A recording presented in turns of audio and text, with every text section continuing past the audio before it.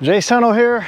Today we're in Havana, Cuba, and we're on the beaches right out front of where we're staying. We're actually here for a conference called Cuba, and it's a bunch of marine biologists getting together, mainly from Cuba, but there are some other nationalities that are here.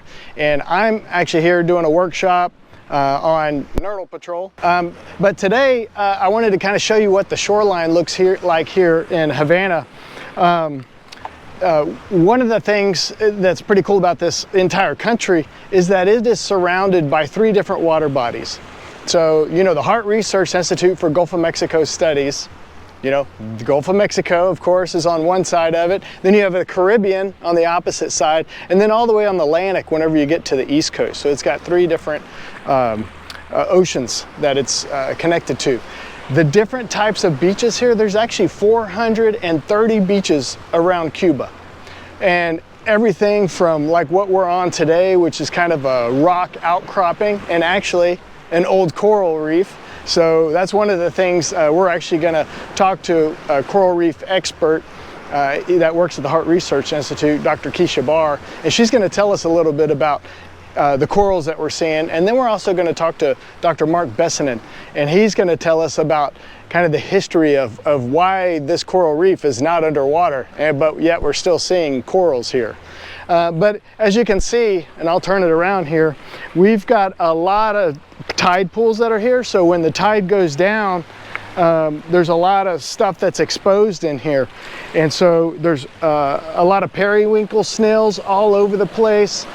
We've got sea urchins that are also exposed and moving around, which you can turn those over and see their mouth parts, and their mouth parts are moving up and down. You know, lots of times you see these where it's just the test, which is the shell part of it, so it's dead and stuff. But we're actually finding them alive here with the spines and everything. You can see though how clear the water is. Further down over there, there was an access point to be able to get in, and there's people snorkeling and stuff. I mean, it looks like a swimming pool. Real pretty.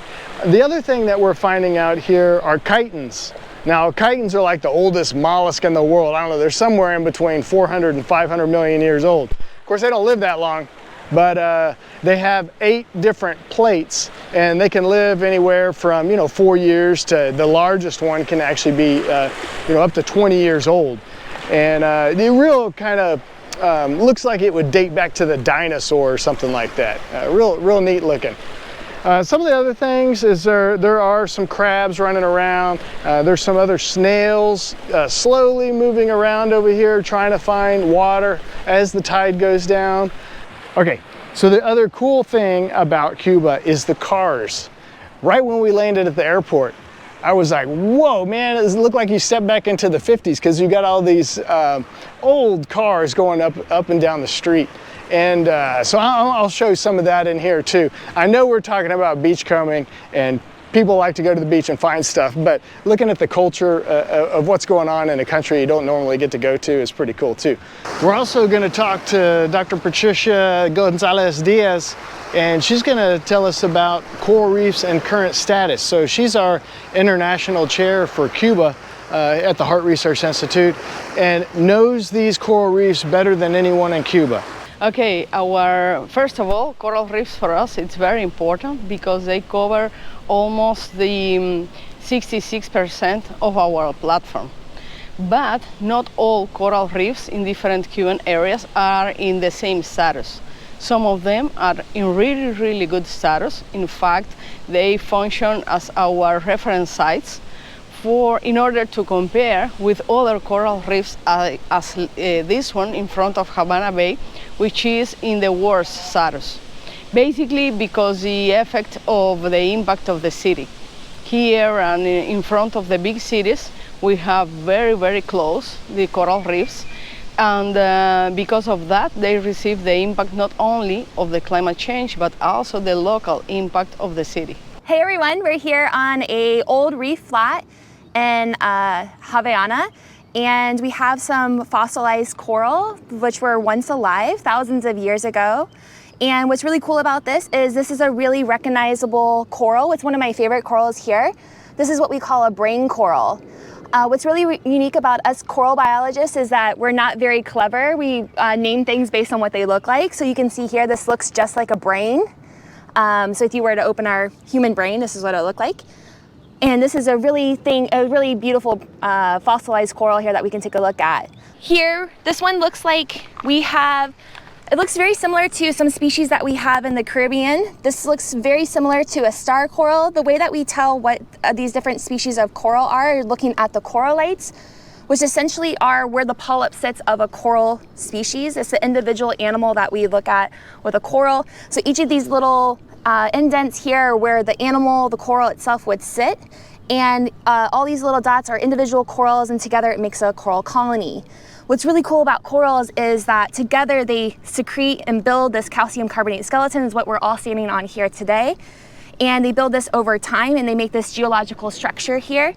And I like to say that the biology supports the geology, and the geology supports the biology, so it kind of builds on top of itself.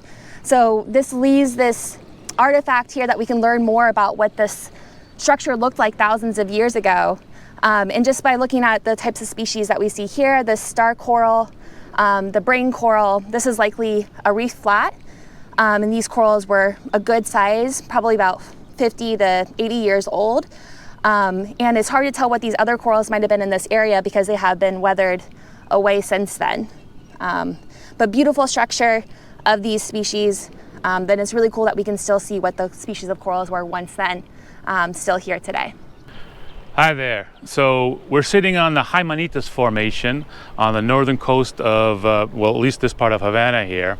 And so this is a limestone that was built about 120, 140,000 years ago when the sea level was a little bit higher during the last warm period. Right now we're in a warm period, but the last warm period was about, like I said, 120, 140,000 years ago.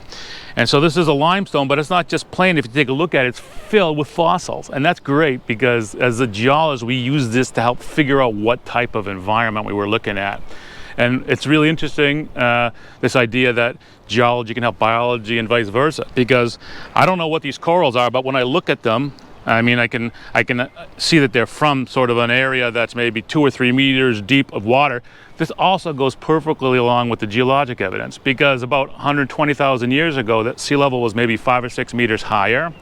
And right now we're sitting on this big flat bench here that's about 2 or 3 meters above sea level. So if we take the difference, we're looking at about 2 or 3 meters of water depth. And that's what Keisha says is one of the environments where these things grow on a reef flat. So it's wonderful that way. What's also interesting here, and just taking a look at it, so this limestone has been exposed to the regular rain and the elements right now, and it's developed this very karstic type weathering. Something's typical called dogtooth weathering. Sometimes we call it tear your pants weathering, because if you get any piece of clothing caught on it, it just rips it up. So it's something you definitely don't want to fall down on. Okay, so I also want to point out that we're putting together little bits of evidence here, pieces. Geology is sort of like you're reconstructing a crime scene, but you don't always have all the evidence. So what's really interesting about this is it's not just this limestone that we have here with the corals embedded. If we take a look, we see a lot of these reddish brown sands and muds that are washing in, and that's very, very typical of a more terrestrial environment, like inland environment. And we saw this these reddish colored soils as we're flying into the island there. And so that tells us that this reef was not very far offshore. In fact, it was probably even connected to shore. It could have been like a land fringing reef. And so when there were storms that washed some of that reddish brown sediment down in here, it got mixed in with the reef, and now it's part of the geologic history of the area. Other good things that we have here in Cuba, it is that we have many marine protected areas. In fact, thinking in the platform area, between 25 or 30% of our platform have marine protected areas with different kind of management, with different kind of categories, but at least we have a law and we have the management that protect these areas because they have very special values regarding with the coral reefs. Wow, so how cool was that? I mean, not every day you get to talk about being in Cuba and looking at the different habitats here and beachcombing along the shoreline. So with that, I'm going to go ahead and get back to looking in these tide pools, and we'll catch you on the next beachcombing. Talk to you later. Bye.